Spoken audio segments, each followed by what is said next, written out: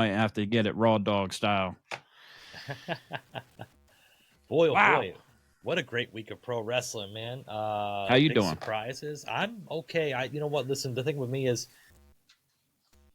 I still think it's a work. Still do. Hey. This whole thing is a work, and I have plenty of reasons to tell you why I think it is. But This ain't WWE anymore. it's not a work. Yeah. The number one way to convince me that something is a work is to tell me it's not a work. By straight up saying it's not a work, you're telling me it is a work. And we're talking, of course, of Karrion Kross and Scarlett showing up at GCW to help Shotzi out, defeat Matt Cardona. Whew, Matt Cardona's in a lot of trouble. He's in way over his head now. Yes. Now, I am questioning the robes that Scarlett and Karrion Kross chose to wear. Okay. They were a little bit questionable. I was thinking a Trump rally showed up at GCW. Jeez, okay.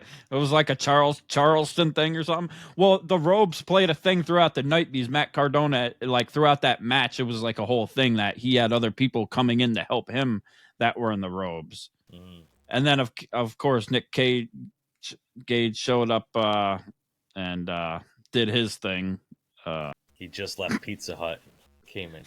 Left Pizza Hut. Yeah, it was a hell of a match with Shotzi and Matt Cardona, though. Yeah, hell of a way to cap off their summer, their feud or whatever. But they Killer Kross set the internet on fire again with that one, showing up with Scarlett right after their book signing, nonetheless, in New Jersey. Took the quick trip down to Atlantic City to GCW, and the rest is history. Shocked the world.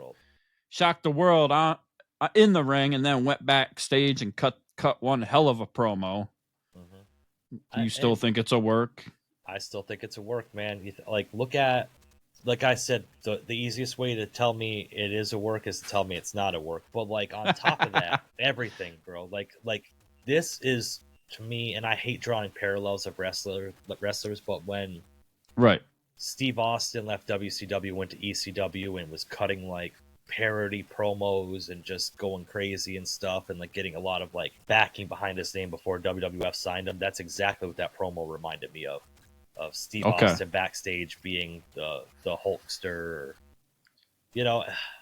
So you think WWE technically maybe they have some type of agreement of being like, okay, I'm gonna go away for a while. I got my book thing. I got this. I'm gonna go do some shows, get my buzz up, and then I'll come back, maybe, or even if we'll work out this at a later date, and then we can kind of say it was a work.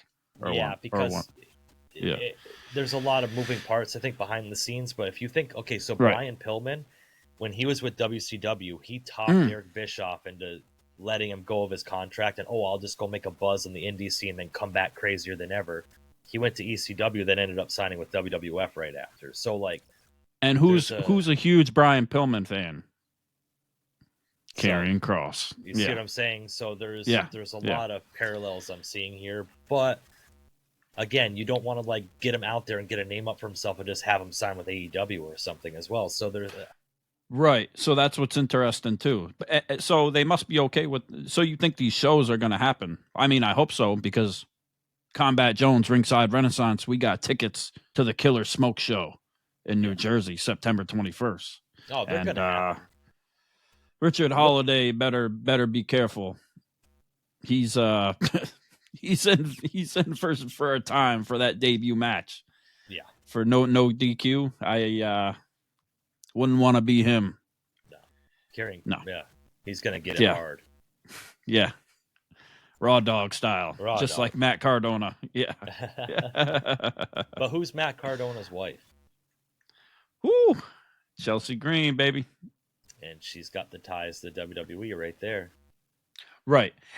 And let's not forget, like, we've seen so many people released and stuff like this, but it's really not the same, because none of these people that have been released have had like such a great book at the same time, have been a top merch seller at the same time. Like Yes. they've went on to do like this indie stuff, talk about like Elena Black. They kind of dropped off or whatever to do other things or whatever to make more money in other places, right? But like they're not going to be getting that same amount of paycheck and that same amount of money for these shows, and they don't have the same want from all these other promoters. You know what I'm saying? Right. So he's going to be just fine. Oh, he's gonna be there's fine. no doubt about that. He probably doing even better in that sense. Like, and he's going to be able to get to do what he wants the way he wants to do it.